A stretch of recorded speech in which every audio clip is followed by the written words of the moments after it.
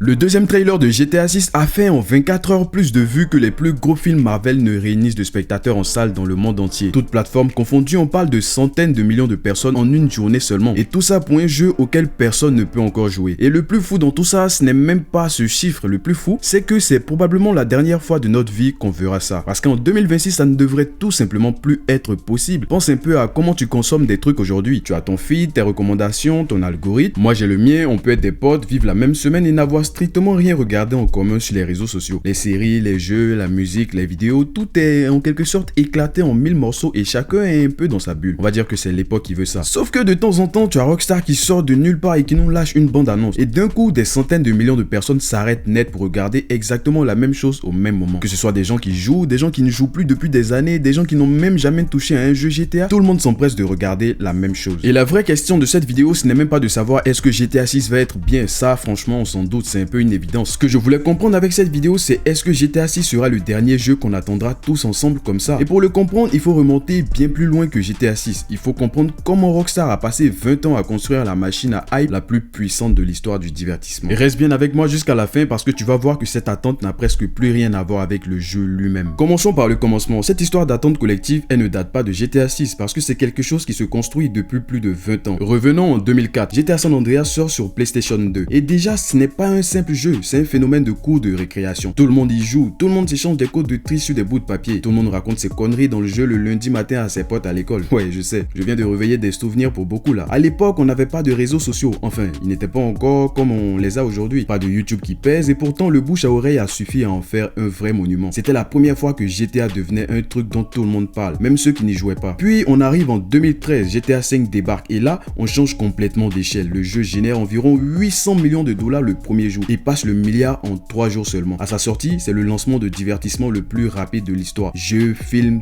tout confondu. GTA 5 vendra ensuite plus de 200 millions d'exemplaires au fil des années. Pour te donner une idée, c'est le genre de chiffre qu'on associe à des trucs comme les plus gros albums de tous les temps et pas forcément à un jeu vidéo. Mais le vrai tournant, il est ailleurs. GTA 5 est sorti il y a 12 ans et il est resté pertinent pendant toute cette décennie grâce aux joueurs avec des trucs comme le mode roleplay et de GTA Online. Et résultat, si t'avais par exemple 15 ans à l'époque à la sortie de GTA 5, eh bien aujourd'hui tu as presque 28 ans. Ouais, je sais, ça rajeunit pas tout ça. On a toute une génération qui a littéralement grandi avec ce jeu. Il a traversé leur adolescence, leur lycée, leur première soirée et année de fac et j'en fais moi-même partie. GTA 6 n'arrive donc pas dans le vide. Il arrive après plus de 10 ans d'attente sur les épaules d'un jeu qui a marqué une génération entière. Et ça, c'est quelque chose qu'aucune campagne marketing ne peut acheter parce qu'on parle d'une chose qui s'est construite sur une décennie. Ce qui nous emmène au deuxième élément, celui qui a tout fait basculer, les réseaux sociaux. Parce que si GTA San Andreas se diffusait dans les cours de récré, GTA 6 lui se diffuse à la vitesse de la lumière sur toute la planète en même temps. L'attente elle-même est devenue un spectacle, un événement à part entière, indépendant même du jeu. Ouais, parce que normalement, attendre un jeu vidéo, c'est un moment qui est parfois vide. Tu patientes, tu t'ennuies, tu attends la suite. Mais là, c'est l'inverse. L'attente de GTA 6 est devenue plus divertissante même que la plupart des jeux qui sortent. Il y a juste à se rendre sous les posts de Rockstar depuis un certain temps sur les réseaux sociaux. On ressent vraiment l'agacement des gens qui n'en peuvent plus d'attendre. Personnellement, mon kiff, c'est que chaque fois que Rockstar fait un nouveau post, je vais voir s'il y a ce même qui revient parce que déjà, ça me fait rigoler. Mais je trouve que ça résume vraiment bien ce que tout le monde pense. Chaque seconde des trailers qui sont déjà sortis a été décortiqué image par image. Des gens ont analysé des choses comme des plaques d'immatriculation pour deviner les lieux, des débats de plusieurs jours sur la couleur d'une voiture, des théories sur le moindre lampadaire à l'arrière-plan. Tout ça pour un jeu auquel personne ne joue encore. Et à l'époque, lorsque Rockstar avait annoncé un report de la sortie, là les gens avaient complètement perdu la tête parce qu'il y avait d'abord eu un report pour mai 2026. Ouais, et dire que là GTA 6 serait déjà sorti. Avant d'en avoir ensuite un second pour novembre 2026. Regardez un peu les stats par vous-même. Plus de 206 millions de vues et des commentaires presque 70 000. Je vous mets quelques réactions pour vous donner une idée de la chose. Les réactions sont tellement drôles. Il y a même des gens qui vont parier de l'argent sur un retour de Jésus-Christ avant la sortie de GTA 6. Franchement, tu as des gens qui ont réagi à la date manquée comme un véritable deuil. Des mèmes par milliers, des montages, bref, tu vois le délire. Des gens dévastés non pas parce qu'un jeu était mauvais, mais parce qu'ils allaient devoir attendre encore quelques mois un jeu qu'ils n'avaient jamais encore touché.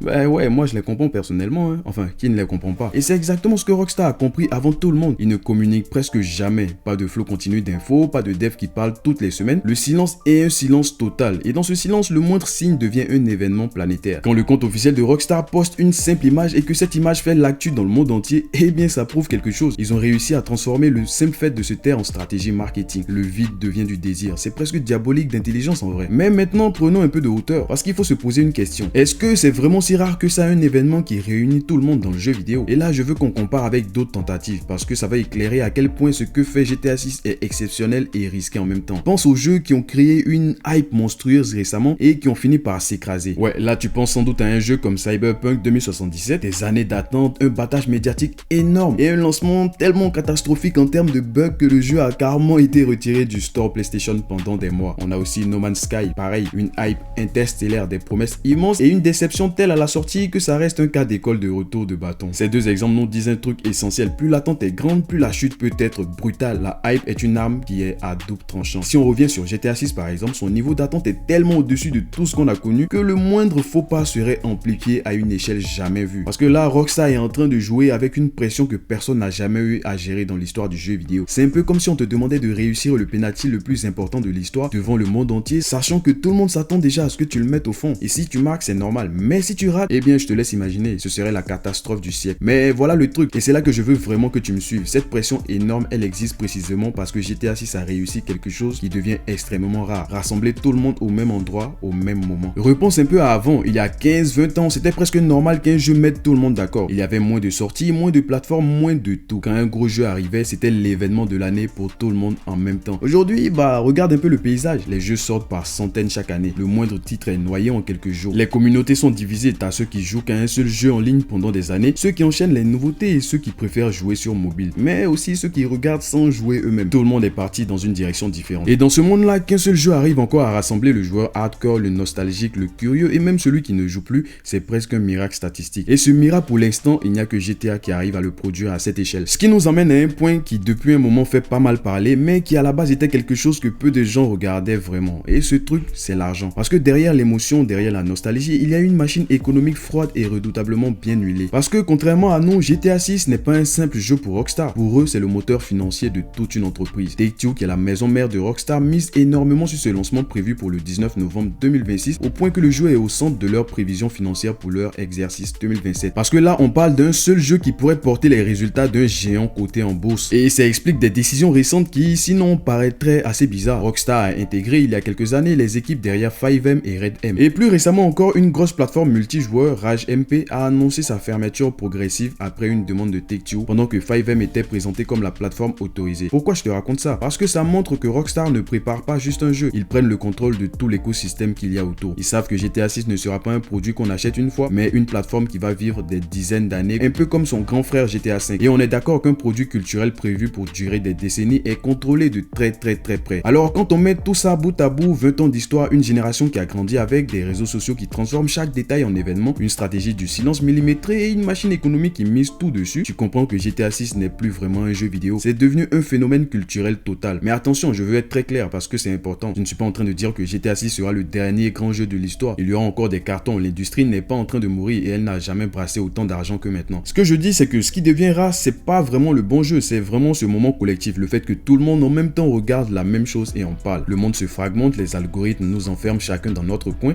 et les occasions où on regarde tous dans la même direction se comptent de plus en plus sur les doigts d'une main. Généralement, quand ça arrive, c'est quand il y a des événements sportifs ou des événements mondiaux de temps en temps, mais pour les jeux vidéo, à part GTA 6, on voit très bien que c'est très rare. Et c'est ce qui rend cette attente de GTA 6 tout aussi spéciale. Quand tu décortiques le trailer avec tes potes ou quand tu te prends la tête sur la date de sortie par exemple, tu n'es pas juste en train d'attendre un jeu, tu es en train de vivre l'un des derniers grands rendez-vous communs du divertissement avant longtemps encore. Peut-être un des derniers moments où autant de mondes d'horizons différents sera synchronisé sur le même produit culturel avant longtemps. Parce que c'est ça le vrai truc historique, ce n'est pas vraiment le jeu. Enfin si, c'est nous tous ensemble une dernière fois peut-être. Enfin, j'espère qu'on aura d'autres occasions ou événements comme ça dans le jeu vidéo. Si tu veux connaître les secrets d'Apple pour faire acheter des iPhones à ceux qui les détestent ou comment Fortnite a fait pour revenir sur l'App Store après sa bataille avec Apple, clique sur l'une des deux vidéos. Allez, abonne-toi et reste connecté à l'essentiel.